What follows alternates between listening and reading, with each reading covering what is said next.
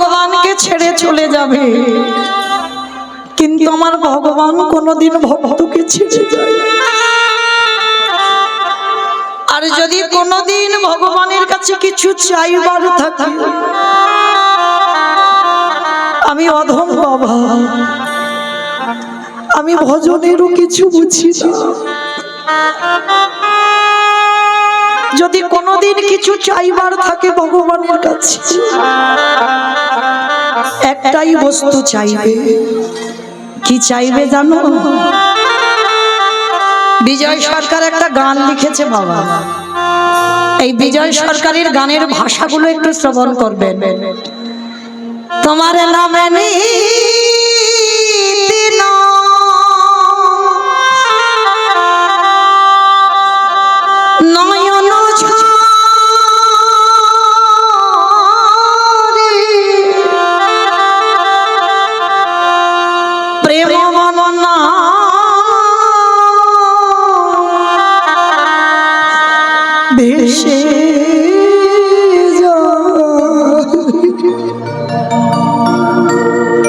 দয়া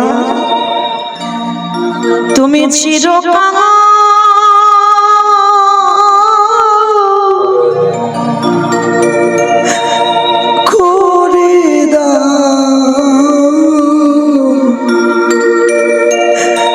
করে দাও ধরা, তোমার নামে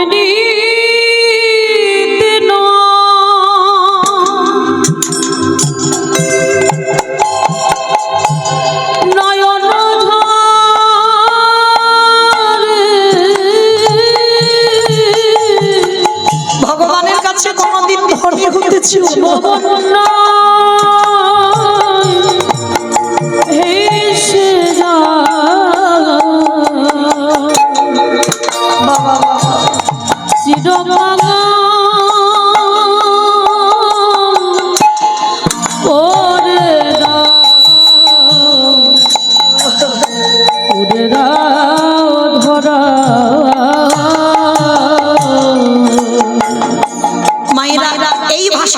শ্রবণ করবেন। বিজয় সরকার কি বলছে? আবার যদি আসি দয়া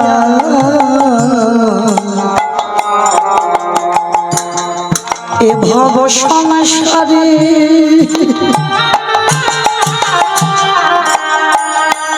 যেন কৃষ্ণ ভক্ত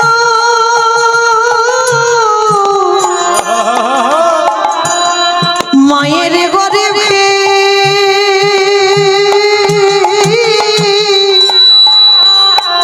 জনম দিও মোরে। আবার যদি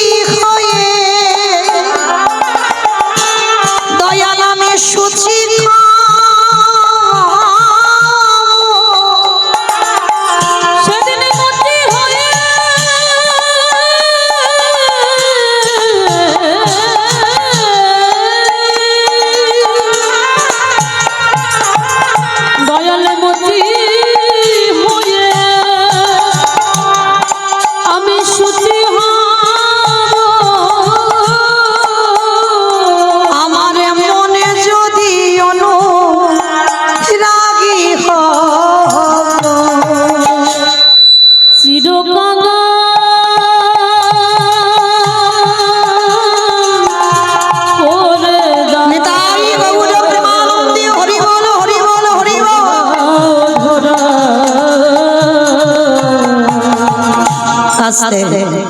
তাহলে মায়েরা ভগবানের কাছে যদি কোনোদিন কিছু চাইতে হয়, ভগবানের কাছে এটাই চেও যে সারা জীবন যেন আমি কাঙালি হতে পারি। ও মায়েরা মনে রেখো, একটা নারী পারে তার সংসারটা পরিবর্তন করতে, একটা পুরুষ নয়। সংসার সুখের হয় পুরুষের গুণে। পুরুষের গুণে, রমণীর গুণে। এটা আমার কথা নয়, এটা ক্ষণর বচন, তাই না? সংসার সুখের হয় রমণীর গুণে। কিন্তু মা একটা কথা বলি, এই যে রমণীর গুণে, এই নারীর কথা বলতে গিয়ে একটা কথা মনে পড়ে গেল, একটু মন দিয়ে শুনবে। একটা মেয়ে না জন্মাবার আগে থেকে মাতৃজঠরে থাকা থেকে বাবা তারা প্রসাদ পায়। আর প্রসাদ ভোজি মানে বোঝো তো মা, ভগবানকে নিবেদন করে প্রসাদ পায়। তা মেয়েটা যখন জন্মালো, মামার আদর করে তার নাম রেখেছিল শক্তমা। মেয়েটার নাম রেখেছিল শক্তমা।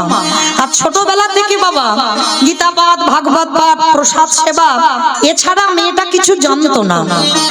কিন্তু তার কপালটা এমনই একটা ছিল, ভগবান এমন করে দিল, বড় হবার পরে যে ঘরে বিয়ে দেওয়া হলো তারা বাবা একেবারে ঘোর নাচতে। প্রসাদ তো দূরের কথা, ভগবানের মানে নাম কীর্তন তো শোনে না, পুজো অর্চনা বাড়িতে হয় না, নিরামিষ আহার হয় না, সর্বদা আমিষ আহার। আর সর্বদা যেন একটা সংসারের মধ্যে তামসিক ভাব। কিন্তু শক্তমা ছোটবেলা থেকে মা এমন করে তৈরি করেছে, শ্বশুর বাড়িতে গিয়ে এত কষ্ট, একটা দিনের জন্য কিন্তু বাপের বাড়ি বলেনি যে মা আমার এত কষ্ট। কেমন নারী দেখো। আর সেই মেয়েটা প্রতিদিন ওই নির্যাতনের মধ্যে থাকে যে জন্ম থেকে প্রসাদ পায়। সে যদি শ্বশুর বাড়িতে গিয়ে বাবা ওই মাছ মাংস এগুলো পেতে হয়, তাহলে সেই মেয়েটার কত কষ্ট হয়। একটা দিনের জন্য বাপের বাড়ি বলেনি, শুধু একটাই প্রতিজ্ঞা ছিল, দয়াময় আমি কি পারবো না কোনদিন আমার এই পরিবারটাকে আমি কৃষ্ণ ভক্তের পরিবার করতে? আমি কি পারবো না যে স্বামী কোনোদিন কৃষ্ণ চরণে বসে না, যে স্বামী কোনোদিন হরি বাসরে যায় না, যে স্বামী কোনোদিন ভাগবত আসরে যায় না, আমি কি পারবো না এই পরিবারটাকে কৃষ্ণ ভক্ত করতে? সর্বদা মনে মনে কাঁদে, কিন্তু ঠাকুর ভক্ত নেই। ওই একটা কৃষ্ণের প্রতিচ্ছবি ছিল, তার কাছে বসেই কাঁদে। কিন্তু জানো মা, একদিন হঠাৎ দুপুরবেলা বাসনগুলো মাজছে, আর হঠাৎ কতকগুলো বৈষ্ণব ঠাকুর ওই খোল করতাল বাজিয়ে বাজিয়ে বলে যাচ্ছে, শোনো শোনো, এক সপ্তাহ ওই পাশের গ্রামে ভাগবত হবে, যদি তোমরা কেউ পারো তো ভাগবত শুনতে এসো। তো শক্তমা বাসন মাজতে মাজতে বাসনগুলো রেখে দিয়েছে, ছুটতে ছুটতে শাশুড়ি মার কাছে গেছে। মা, ও মা, মা আমি তো জীবনে তোমার কাছে কিছু চাইনি, আজ আমি তোমার কাছে একটা জিনিস চাইবো, তুমি দেবে? যেই না বলেছে একটা জিনিস চাইবো দেবে, শাশুড়ি মা তো সবসময় বাবা সে শাশুড়ি নয় তো শ্বাস উড়িয়ে দেয়। সব শাশুড়ি শাশুড়ি হয় না, এক একটা শাশুড়ি আছে বাবা কথাবার্তা এমন বলবে তোমার শ্বাস উড়ে চলে যাবে।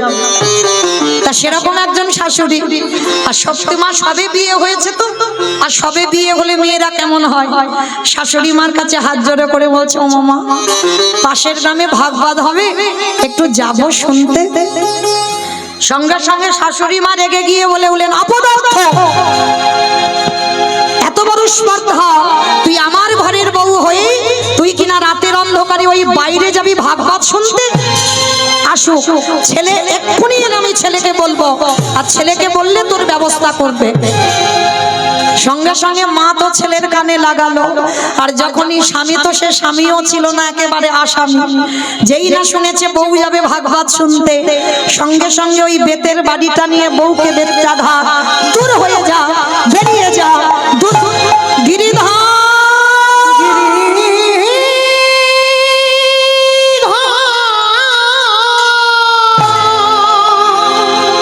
এত মারা মেরেছে, মেয়েটার সর্বঙ্গ দিয়ে রক্ত ঝরছে, ঘরের মধ্যে রেখে দিল দরজা বন্ধ করে। আর সত্যমা বসে বসে কাঁদছে আর বলছে গিরিধর,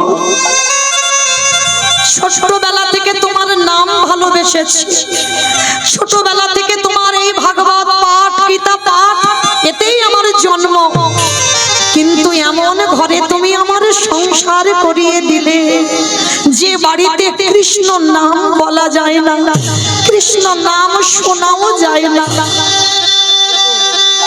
এত কান্না কাঁদছে না সারা রাত, আর বাইরে থেকে শাশুড়ি দরজা বন্ধ করে দিয়েছে। ও মায়েরা, ডাকার মতো যদি ডাকা যায় সে কি থাকতে পারে মন্দিরে?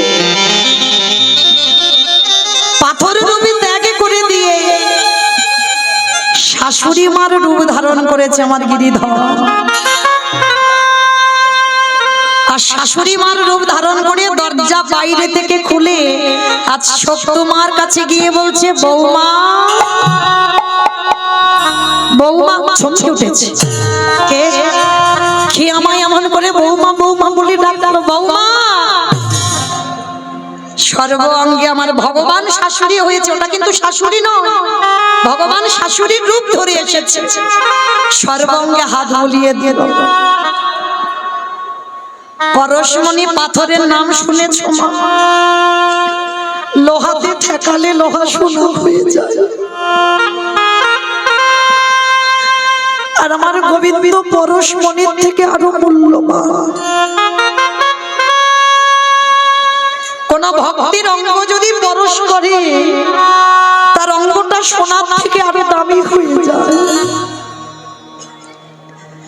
যেই না সত্যমার অঙ্গে হাতটা দিয়েছে ভগবান শাশুড়ি সেজে, সব জ্বালা যেন নিমিষে জুড়িয়ে গেল। মা, ও মা। এইবার শাশুড়ি হয়ে বৌমার মাথায় হাত দিয়ে বলছে, বৌমা আমার ছেলের দ্বারা মার খাইয়েছি, বড় ব্যথা লেগেছে না, কাঁদিস কাঁদিস।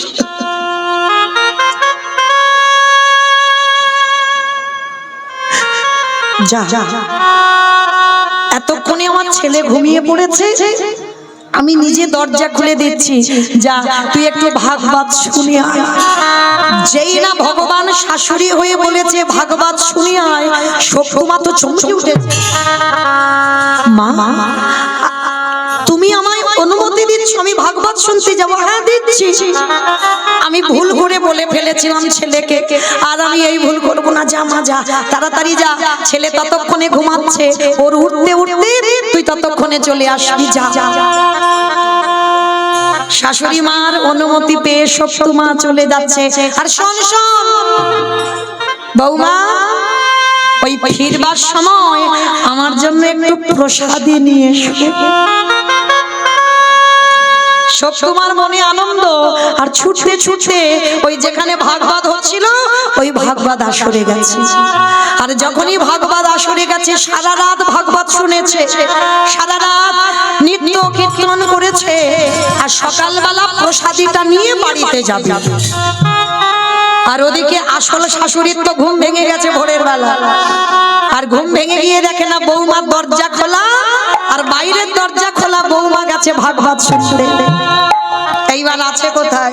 শাশুড়ি মা তো রেগে বসে আছে দরজার ধারে, ছেলের কানে লাগিয়ে দিল, ছেলেও রেগে বসে আছে, বলে আসো কই বৌমা আজকের ঘরে, ওকে সারা জীবনের মতো ঘর থেকে বের করে দেব। আর সত্যমা তো কিছু জানে না গো, সে তো জানে আমার শাশুড়ির অনুমতি নিয়ে এসেছে, কিন্তু শাশুড়ি যে ওটা নয় সেটা সত্যমা জানে না।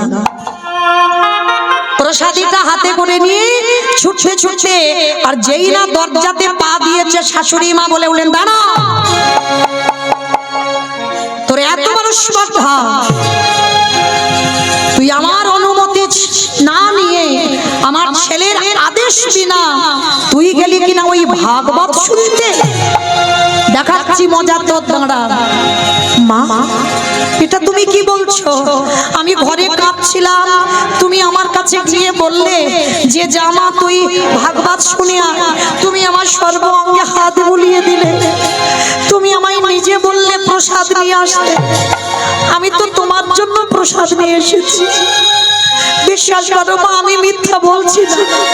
তুমি আমার অনুমতি দিয়েছো, তারপরে আমি গেছি। তবে রে এত বড় মিথ্যা কথা দেখাচ্ছি, মজা তোর দাঁড়া। আবারও সকালবেলা বেতের বাড়ি নিয়ে বৌমাকে বেত চাঘা, দূর হয়ে যা, বেরিয়ে যা, দূর গিরিধর।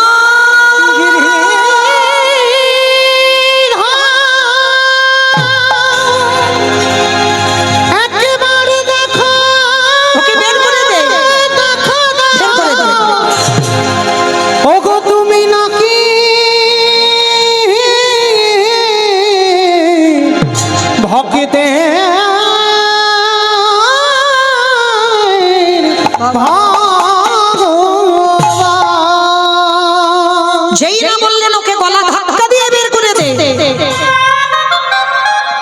ভক্ত বাৎসল্য ভগবান মন্দিরের ওই প্রতিচ্ছবির মধ্যে বসে আছে।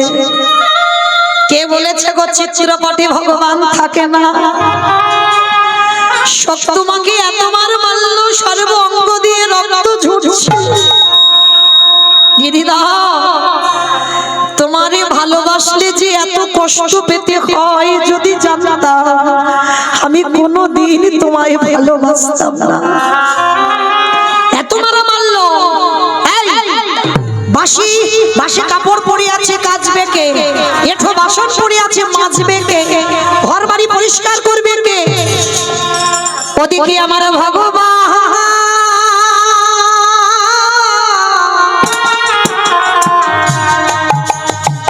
আজ ভক্তের হয়ে নিজে এঠো বাসন মেজে দিল। ভক্তের হয়ে ভগবান বাসি কাপড়ে কেচে দিল। ভক্তের হয়ে ভগবান আজ দেখো নিজের হাতে ওই ঘর দেওয়া মুছে দিল। ভক্তের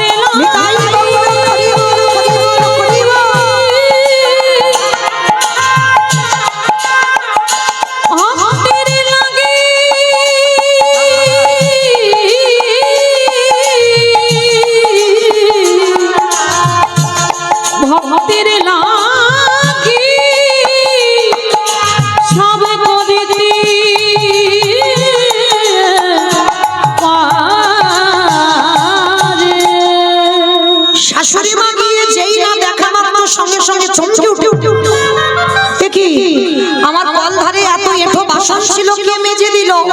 আমার বাসি কাপড়গুলোকে ছাদে পরিষ্কার করে ধুয়ে দিল? ঘর বাড়ি কে ঝাড়ু দিয়ে মুছে দিল?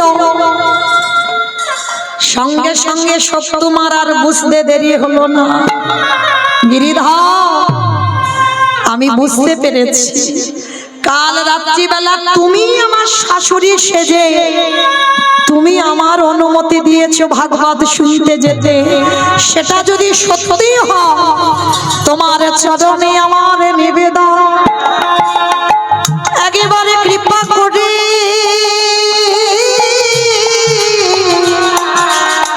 একেবারে করুণা করে তুমি আমার দর্শন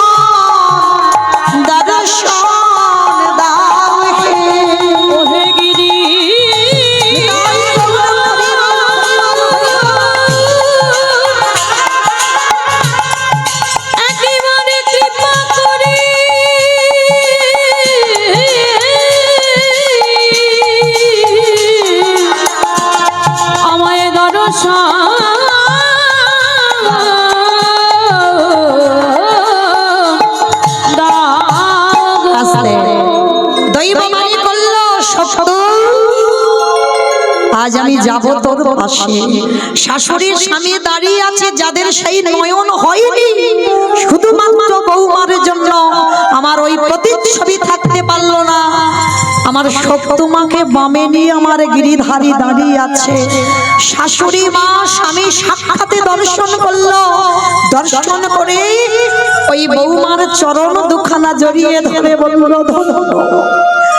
এতদিন আমরা জানতাম ভগবানকে ডাকলে পাওয়া যায় না, কিন্তু আজ আমাদের চৈতন্য হয়ে গেল। আজ থেকে আমরা কেউ ভগবানের চরণ সেবা করব না। আজ থেকে বৌমা আমি তোমার চরণ ভজন করব। নিতাই গৌর প্রেমানন্দে। তাহলে ভগবানের প্রতি সর্বদা বিশ্বাস রাখতে হবে মা। আর বিশ্বাস যদি রাখা যায়, ভগবান তোমার সামনে ঢাল হয়ে দাঁড়ায়।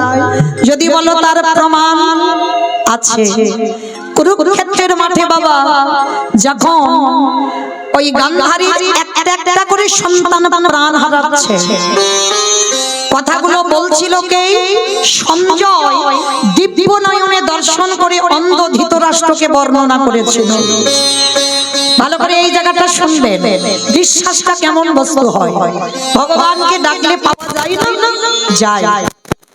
আজকে যখনই একটা একটা করে ছেলের মৃত্যু খবর পাচ্ছে অন্ধ ধৃতরাষ্ট্র, আর অন্ধ ধৃতরাষ্ট্র চোখে দেখতে পাই না, কিন্তু বাবা হৃদয়টা জ্বলে যাচ্ছে। কেন?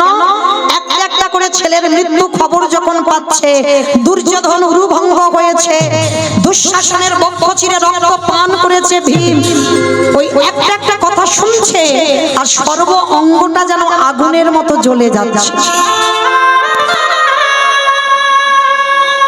এত ক্রোধ এসে গেল অন্ধ ধৃতরাষ্ট্রে, রেগে গিয়ে ডাক দিয়েছিল, বিদুর বিদুর যাও, এক্ষুনি তুমি আমার কাছে আমার ভীমকে ডেকে পাঠাও। যেই না বিদুরকে খবর দিয়েছে, বিদুর গিয়ে খবর দিল, সঙ্গে সঙ্গে বাবা পঞ্চ পাণ্ডব এসে হাজির। শুধু ভীম একা নয়, প্রথমে যুধিষ্ঠির মহারাজ যখনই এসেছে, চোখে তো দেখতে পায় না ধৃতরাষ্ট্র, সর্বাঙ্গে হাত বুলিয়ে দেখছে এ তো ভীম নয়, কিন্তু সে তো ভীমকে খুঁজে বেড়াচ্ছে, ভীম কই? তো ভীম যখন পাশে দাঁড়িয়ে আছে, যুধিষ্ঠির বলছে জেঠু আমি এসেছি। বলে তোমাকে তুমি ডাকিনি, আমার ভীমকে এক্ষুনি চাই। কেন বাবা এরকম করে বলছে? ভিতরে তো আগুন জ্বলছে, ওই যে 100টা ছেলে মরেছে, সেই আগুন এত জ্বলছে, সেইটা সহ্য করতে পারছে না। তা যেই না ভীম পাশে ছিল, এবার ভীম আসবে, সঙ্গে সঙ্গে ভক্ত বাৎসল্য ভগবান, যেই না ভীম আমার ধৃতরাষ্ট্রের কাছে যেতে যাবে, আমার ভগবান হাত দিয়ে সরিয়ে দিয়ে আর একটা নতুন ভীমকে দাঁড় করিয়েছে। আর যেই না ভীমকে দাঁড় করিয়েছে, ভীম কি করেছে? দাঁড়িয়েছে তো বটে, অন্ধ তো, ওই ধৃতরাষ্ট্র দেখতে পাচ্ছে না, দুটো হাত দিয়ে ভীমকে জড়াইয়ে ধরেছে। আর এমন জড়িয়ে ধরেছে বাবা, সে ধুলোর মতো গুঁড়ো হয়ে গেছে। আর যেই না ধুলোর মতো গুঁড়ো হয়ে গেল, সঙ্গে সঙ্গে অন্ধ ধৃতরাষ্ট্র কাঁদছে। কেন কাঁদছে? এটাই বাস্তব বাবা। দেখবেন কোন কোন সময়, রাধে একটা কথা বলি মা, আমার ভক্ত চরণে একটা নিবেদন। আপনারা জানেন আজকের আমাদের শেষ রজনী, প্রসাদেরও ব্যবস্থা আছে, প্রত্যেকে প্রসাদ পাবেন, দূর দূরান্ত থেকে ভক্তরা যারা এসেছেন সবাই প্রসাদ পাবেন। কিন্তু তার আগে আমার দাদা ভাইদের হয়ে, বাবাদের হয়ে আপনাদের কাছে একটা নিবেদন। আমার ভাইরা, দাদা ভাইরা আপনাদের কাছে যাবেন, যার যেমন সামর্থ্য আছে, যার যেমন ক্ষমতা আছে। আমি জানি কয়েকদিন ব্যাপী কীর্তন হচ্ছে বাবা, অসম্ভব, কিন্তু এই রকম কীর্তন মুর্শিদাবাদ, নদিয়া, বাংলাদেশ, মালদহ জেলায় হয়, যেটা আমাদের উস্তির এলাকায় এই রাধা গোবিন্দ মন্দিরে হয়, যে প্রতিদিন এই রকম কীর্তন।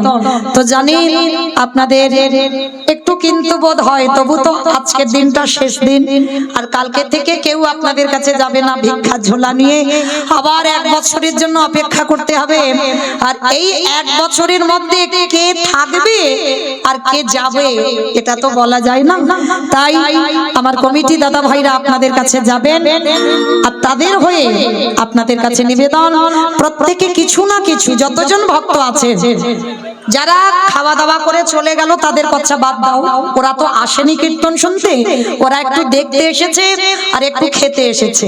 তো যাই হোক, যারা চলে গেছে তাদের বাদ দিলাম, যে কজন আছেন আপনাদের কাছে নিবেদন, আপনাদের কাছে যাবেন আমার ভাইরা, দাদা ভাইরা, যার যেমন ক্ষমতা আছে আপনারা একটু ওদের আঁচলে দেবেন।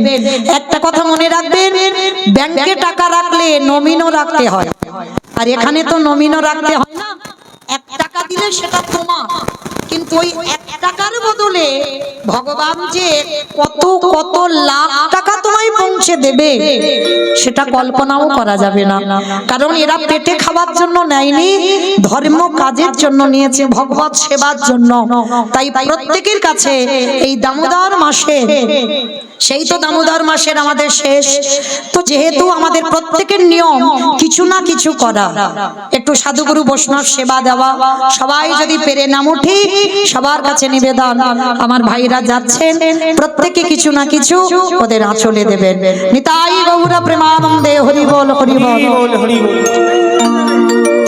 তো মাইরা যারা যারা দেবেন দেখবেন যেন একটু ঝনঝন আওয়াজটা না হয়, কেমন একটু বেশি বেশি দিও। যেহেতু আমি তার কীর্তনিয়া নয়, আপনাদের কাছে কীর্তনিয়া নয়, বাইরে কীর্তনিয়া, আপনাদের কাছে আমি একজন, এই কমিটি দাদা ভাইদের মধ্যে আমি একজন, মানে একেবারে আপনাদের কাছের মানুষ। কীর্তনিয়া বলা ভুল হবে, মানে ঘরের লোক, সব ঘরের লোক, তাহলে কীর্তনিয়া নয়। তাহলে চলো প্রত্যেকে দেবেন, কিন্তু কেমন, যদি অল্প কিছু হয় সবাই দেবেন। নিতাই গৌর কৃষ্ণ প্রেমানন্দে হরি বল হরি বল হরি বল। তো মায়েরা দেখবেন কোন কোন ব্যক্তি আছে কিছু অন্যায় করবার পর মনে মনে অনুতপ্ত হয়। কি বাবা ভুল বললাম? অনুতপ্ত হয় না?